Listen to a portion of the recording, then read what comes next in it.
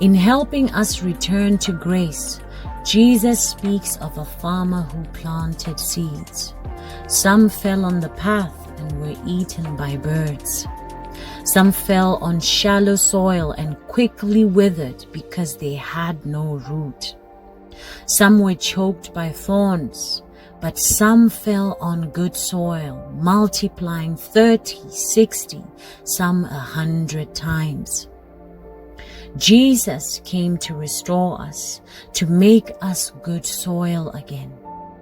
The fall and the rise in grace is about recognizing divine truth and building in alignment with it.